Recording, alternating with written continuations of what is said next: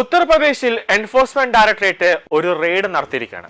കുറച്ച് ദിവസങ്ങളായി ഉത്തർപ്രദേശിലെ ചില മുസ്ലിം പള്ളികൾ, ചില മുസ്ലിം ട്രസ്റ്റുകൾ, ചില മുസ്ലിം യൂണിവേഴ്സിറ്റികളെല്ലാം എൻഫോഴ്സ്മെന്റ് ഡയറക്ടറേറ്റിന്റെ നിരീക്ഷണത്തിലായിരുന്നു. കാരണം ഇ.ഡി. ഒരിടത്ത് വന്ന് റെയ്ഡ് നടത്തണമെങ്കിൽ അതിന്റെ അർത്ഥം കള്ളപ്പണം വെളുപ്പിക്കൽ നടന്നു, അല്ലെങ്കിൽ അതിന്റെ ഒരു ത്രെഡ് കിട്ടിയ, അല്ലെങ്കിൽ അതിന്റെ ഒരു സംശയം ഇ.ഡിക്ക് ഉണ്ടായി എന്നതിന്റെ അടിസ്ഥാനത്തിലായിരിക്കും ഇ.ഡി. ഒരിടത്ത് വന്ന് റെയ്ഡ് നടത്താൻ പോകുന്നത്.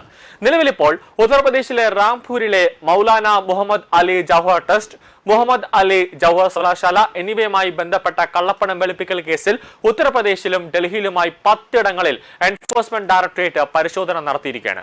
ഇ.ഡിയുടെ ലക്നൌ സോണൽ ഓഫീസ് നടത്തുന്ന ഈ പരിശോധനകൾ റാംപൂർ, സഹാറൻപൂർ, ഡൽഹി എന്നിവിടങ്ങളിലെ സ്ഥലങ്ങൾ ഉൾക്കൊള്ളുന്നതും 2022 കള്ളപ്പണം വെളുപ്പിക്കൽ തടയൽ നിയമത്തിലെ 17ാം വകുപ്പ് പ്രകാരം നടത്തുന്നതുമാണ്. ഉത്തർപ്രദേശ് പോലീസ് രജിസ്റ്റർ ചെയ്ത എഫ്ഐആറിനെ അടിസ്ഥാനമാക്കിയാണ് ഈ അന്വേഷണം നടക്കുന്നത്. സ്വകാര്യ കരാറുകാർ വഴി സർക്കാർ കരാർ തുക വകമാറ്റിയെന്ന ആരോപണത്തിലും ട്രസ്റ്റുമായും സർവകലാശാലയുമായും ബന്ധപ്പെട്ട ആസ്തികൾ സൃഷ്ടിക്കുന്നത് ഉൾപ്പെടെയുള്ള കാര്യങ്ങൾക്കായും ആ തുക പിന്നീട് വിനിയോഗിച്ചു എന്നതിലാണ് അന്വേഷണം ഇപ്പോൾ പ്രധാനമായി എൻഫോഴ്സ്മെന്റ് ഡയറക്ടറേറ്റ് ശ്രദ്ധ കേന്ദ്രീകരിക്കുന്നത്. സർക്കാർ കരാർ തുക വകമാറ്റിയെന്ന ആരോപണത്തിൽ ഇ.ഡി. അന്വേഷണം നടത്തുന്നുണ്ട്. ചില സ്വകാര്യ കരാറുകാരും ട്രസ്റ്റും തമ്മിൽ നടന്നതായി ആരോപിക്കപ്പെടുന്ന സാമ്പത്തിക ഇടപാടുകൾ അന്വേഷണത്തിൽ കണ്ടെത്തിയതായി ഇ.ഡി. അറിയിച്ചിട്ടുണ്ട്.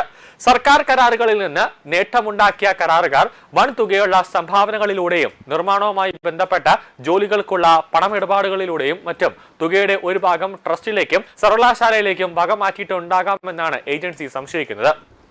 കേസുമായി ബന്ധപ്പെട്ട സാമ്പത്തിക രേഖകളും മറ്റ് ഡിജിറ്റൽ രേഖകളും അതിന്റെ തെളിവുകളും കണ്ടെടുക്കുന്നതിനോടൊപ്പം കുറ്റകൃത്യത്തിലൂടെ ലഭിച്ചതെന്ന് ആരോപിക്കപ്പെടുന്ന പണം കണ്ടെത്താനും പണത്തിന്റെ ഒഴുക്ക് സംബന്ധിച്ച വിവരങ്ങൾ സ്ഥിരീകരിക്കാനും ലക്ഷ്യമിട്ടാണ് ഇ.ഡി. പരിശോധന നടത്തിയത്.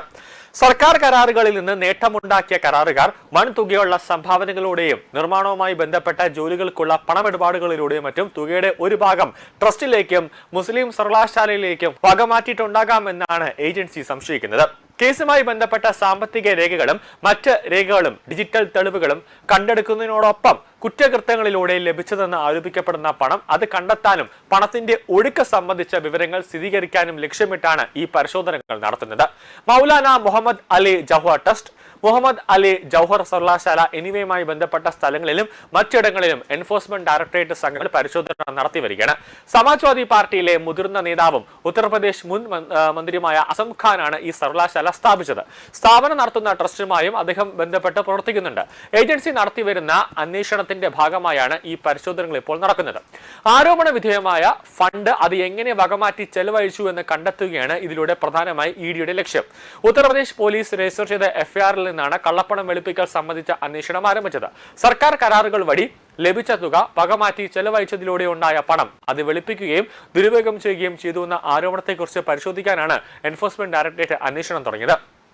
പണം കൈമാറ്റം ചെയ്യപ്പെട്ട വഴി കണ്ടെത്താനും ഇതിൽ ഉൾപ്പെട്ടിട്ടുണ്ടാകാൻ സാധ്യതയുള്ള മറ്റ് വ്യക്തികളെയും സ്ഥാപനങ്ങളെയും തിരിച്ചറിയാനും വേണ്ടി റെയ്ഡുകളിൽ പിടിച്ചെടുത്ത സാമ്പത്തിക ഇടപാടുകൾ, രേഖകൾ, ഡിജിറ്റൽ വിവരങ്ങൾ എന്നിവ ഏജൻസി ഇപ്പോൾ പരിശോധിച്ചു വരികയാണ്.